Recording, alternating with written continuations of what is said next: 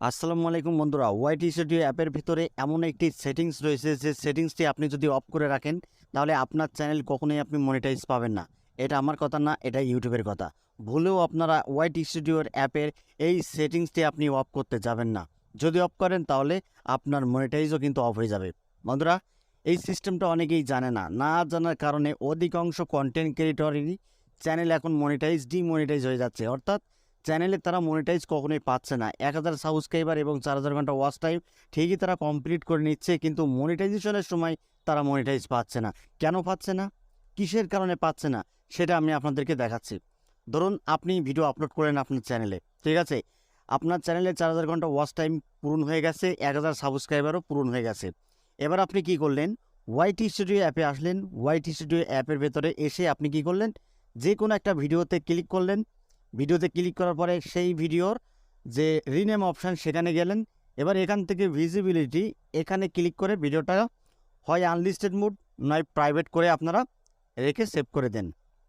এটা কখনোই করবেন না। আবার অনেকে কি করে, ভিডিও ডিলিট করে দেয়। তো দেখুন বন্ধুরা, আপনার চ্যানেলে যদি কোনো প্রবলেম চলে আসে, যদি কোনো ভিডিওতে কপিরাইট ক্লেম বা কপিরাইট স্ট্রাইক আসে, তার কারণে আপনি যদি আপনার ভিডিওটা প্রাইভেট বা আনলিস্টেড মোডে যদি রেখে দেন, তাহলে আপনার চ্যানেল কিন্তু কখনোই মনিটাইজ পাবেন না। কারণ যে ভিডিওর মাধ্যমে আপনি ওয়াচ টাইমটা পেয়েছেন, সাবস্ক্রাইবটা পেয়েছেন, সেই ভিডিওটা প্রাইভেট করার কারণে আপনার ওয়াচ টাইম, সাবস্ক্রাইবারও কিন্তু প্রাইভেট হয়ে যাবে। যার ফলে আপনার মনিটাইজ কিন্তু ইউটিউব ডিমনিটাইজ করে দেবে, ঠিক আছে? আর এই ভুলটা যদি আপনি কখনোই করে থাকেন আপনার চ্যানেলের সাথে, তাহলে মনিটাইজেশনের সাথে সাথে আপনার চ্যানেলটাও কিন্তু ইউটিউব শেষ করে দেবে। আপনার চ্যানেল কিন্তু কখনোই বন্ধুরা গ্রো করবে না। তাই সাবধান।